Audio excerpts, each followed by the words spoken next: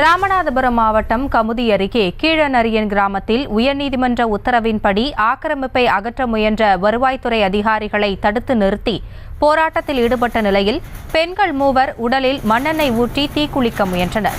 அவர்களை தடுத்து நிறுத்திய போலீசார் அரசு ஊழியர்களை பணி செய்ய விடாமல் தடுத்ததாக 8 பேரை கைது செய்தனர். இதுகுறித்த கூடுதல் விவரங்களோடு இணைகிறார் எமது செய்தியாளர் ராமமூர்த்தி.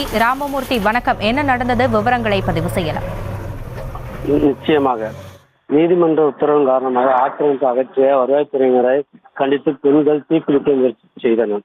அதாவது ராமநாதபுரம் மாவட்டம் கமுதி அருகே உள்ள வல்லந்தே ஊராட்சிக்கு உட்பட்ட கீழநரியன் கிராமத்தில் 49.56 லட்சம் மதிப்பீட்டில் 800 மீட்டர் தொலைவிற்கு 2022-23 ஆண்டான நிதியில் முதல்வரின் கிராம சாலை மேம்பாட்டு திட்டத்தின் கீழ் புதிய தார் சாலை அமைக்கும் பணி கடந்த ஆண்டு ஜூலை மாதம் தொடங்கியது.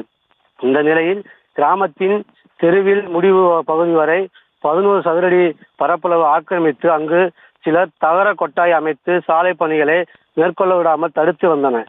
இதனால் சல்லி கற்கள் பரப்பப்பட்ட நிலையில் பல மாதமாகியும் பணிகள் நிறைவடையாமல் இருந்தது.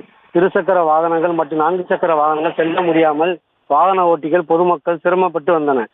இதனை அடுத்து மதுரை உயர்நீதிமன்ற கிளையில் சாலை பிரச்சனை தொடர்பாக அதே கிராமத்தைச் சேர்ந்த பெரியசாமி என்பவர் வழக்கு தொடுத்துள்ளார். இதனை அடுத்து நீதிமன்ற உத்தரவின் பேரில் ஆக்கிரமிப்பை அகற்ற கமுதி காவல் ஆய்வாளர் குருநாதன் தலைமையிலான 20க்கும் மேற்பட்ட போலீசார் பாதுகாப்பு பணியில் கமுதி வட்டாட்சியர் சேதுராமன் தலைமையில் ஜேசிபி இயந்திரம் மூலம் ஆக்கிரமிப்பை அகற்றப்பட சென்றனர். இதனால் சாலை ஆக்கிரமிப்பு செய்த ஆக்கிரமிப்பாளர்களை வருவாய்த்துறையினர் கண்டித்து சாலை அமைக்க விடாமல் தடுத்து நிறுத்தினர். மூதாட்டி உட்பட 3 பெண்கள் மண்ணெண்ணெயை ஊற்றி தீக்குளிக்க முயற்சி செய்தனர். போலீசார்கள் தடுத்து நிறுத்தி தீக்குளிக்க முயற்சி செய்தவர் மற்றும் அரசு வேலைகளை செய்ய விடாமல் தடுத்தது தொடர்பாக கருப்பையா, தங்கப்பாண்டியன், இளையராஜா, கன்னிராஜசேகரன், ராமலட்சுமி, புஷ்பவல்லி, பாண்டியம்மாள், சத்தியபாமா உள்ளிட்ட 8 பேரை மண்டலமாணிக்க போலீசார் கைது செய்து விசாரணை நடத்தி வருகின்றனர். விவரங்களுக்கு நன்றி ராமமூர்த்தி.